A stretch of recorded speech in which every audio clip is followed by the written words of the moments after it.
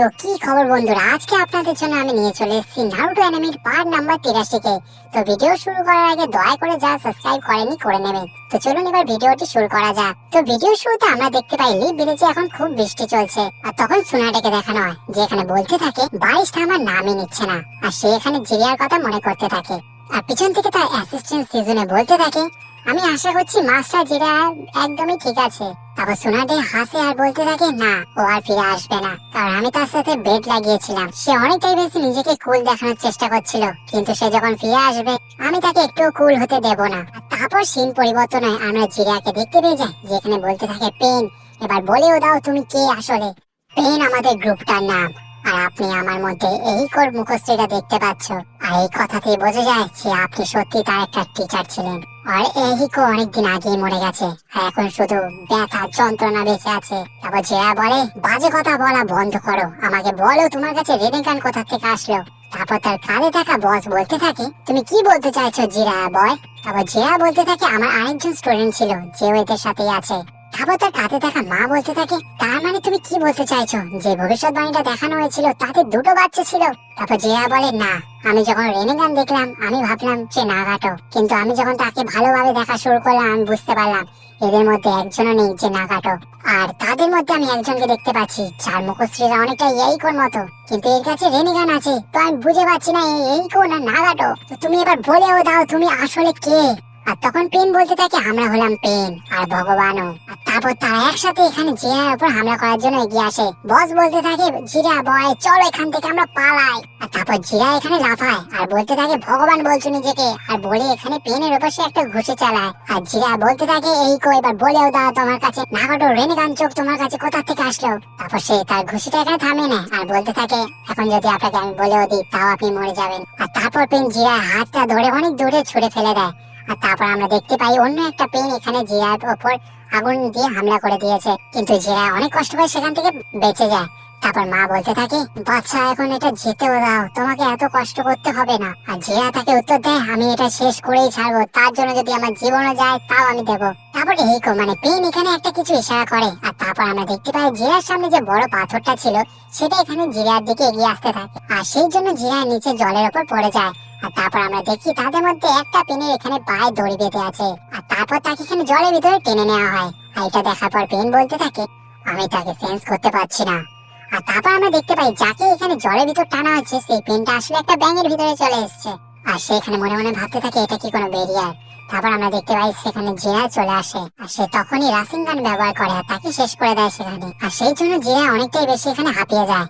আর তারপর বস বলতে থাকে তুমি অনেকটা করে দেখিয়েছো, এবার চলো আমরা এখান থেকে চলে যাই। কিন্তু তারপর আমরা দেখতে পাই জিরা এখন যে পেনটাকে শেষ করে দিয়েছে সে আবার বেঁচে যায়, আর সে একটি রড নিয়ে এখানে জিরার উপর হামলা করে দেয়। সেই জন্য একটি রড এখানে জিরা আর পার হয়ে যায় বডি, এই জন্য জিরার হালাতটা অনেকটাই বেশি খারাপ হয়ে যায়। তারপর বস বলে কথা বলো না, আমি এক্ষুনি এটা বের করে দিচ্ছি।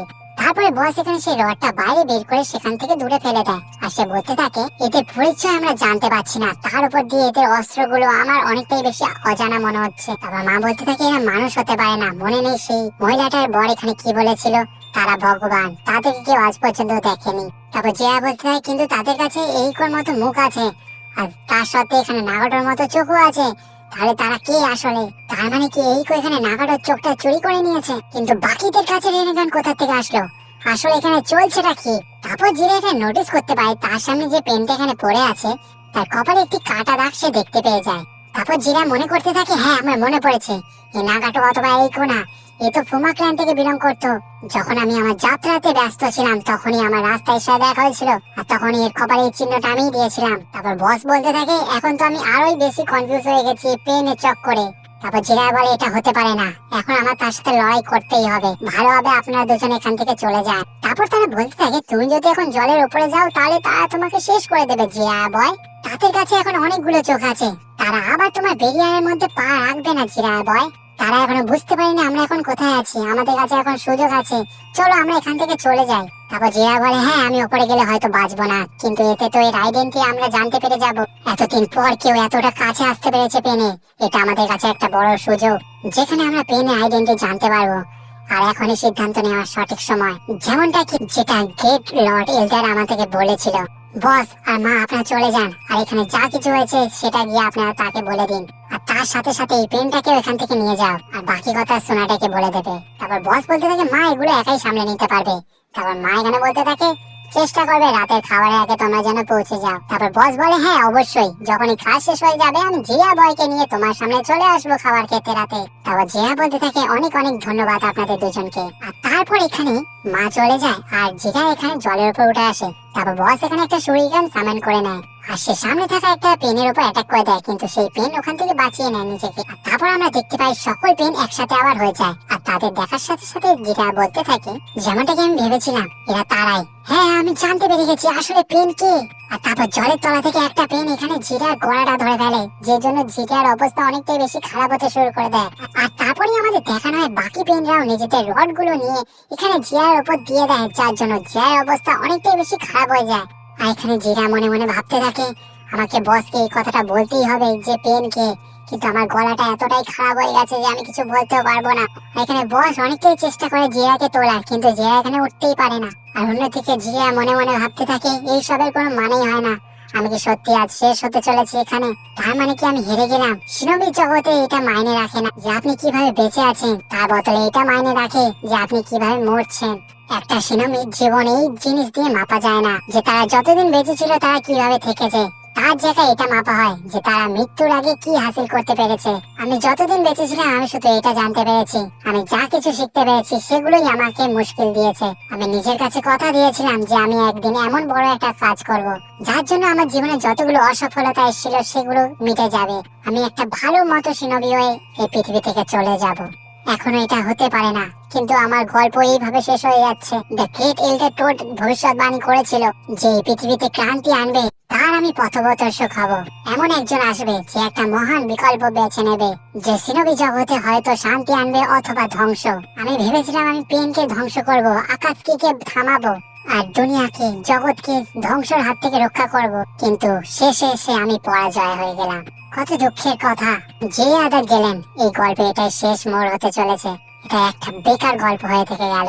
আর তারপর আমরা দেখতে পেয়ে যাই তার সামনে মিনাটো, আর মিনাটো তার বইটা এখানে ধরে বলতে থাকে আমার তো মনে হয় না, আমার তো এই গল্পটা অনেকটাই বেশি ভালো লাগলো। এমন মনে হচ্ছিল আমি যেন কারোর বায়োগ্রাফি পড়ছি, আর এই গল্পের যে মেইন ক্যারেক্টার সে সত্যি অসাধারণ। আর এমনিতে আমি ভাবছিলাম আমার যে পুত্র সন্তান হতে চলেছে সে এই বইটার মেইন ক্যারেক্টারের মতোই হোক, আর আমি ভেবেছি আমি তার নাম এই বইটার ক্যারেক্টারের উপরেই রাখ। তারপর জিরা বলে কি আমি তো শুধু রমেন খেতে খেতে এই নামটা দিয়ে ফেলেছিলাম।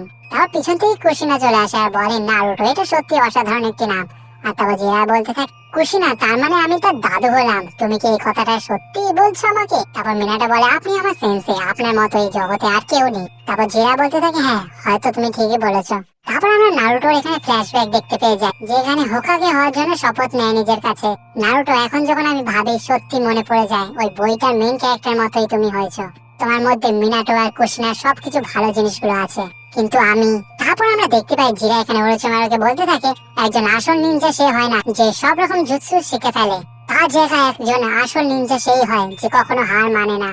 তারপর বর্তমান সময় আমরা দেখতে পেয়ে যাই যেখানে জিরা এখানে বলতে থাকে নারুটো যদি এটাই তোমার নিনজা ওয়ে হয়ে থাকে তাহলে আমার কষ্ট পাওয়ার কোনো দরকার নেই, কারণ সবাই জানে একজন স্টুডেন্ট তার টিচারের কাছ থেকে সবকিছু শেখে। তারপর এইকেও বলতে থাকে আমার মনে আছে আমি তার বুকের উপর হামলা করেছিলাম আর তার বুকটা এখানে কাজ করা বন্ধ করে দিয়েছে। তারপর বস বলতে থাকে ঠিক আছে জিরা ভয় তোমার কিছু বলতে হবে না, তুমি আমার পিঠে লিখে দাও যেটা তুমি বুঝতে পেরেছো। আর এখানে জিরা তার পিঠে লেখা শুরু করে দেয় আর বলতে থাকে কখনো হার মেনো না। আর তারপর পেন বলতে থাকে চলো এবার তাকে আমরা শেষ করে দিই। তারপর তারা একসাথে এখানে জিরার উপর হামলাও করে দেয়। আর তারপর জিরা বলতে থাকে নারুটো তুমি সেই ভবিষ্যৎবাণী ছেলেটা। আর তারপর তারা একসাথে এখানে জিরার উপর হামলা করে দেয় আর এর সাথে সাথে জিরা এখানে শেষ হয়ে যায়। দ্য টেল অফ দ্য জিরা দ্য গেলেন। এবার এই গল্পটা ভালোভাবে শেষ হলো, ফাইনাল চ্যাপ্টার। তো এখন সময় চলে এসছে আমি আমার কলমটা রেখে দেব, কিন্তু পরের সিকুয়েলটার আমি কি নাম দেব?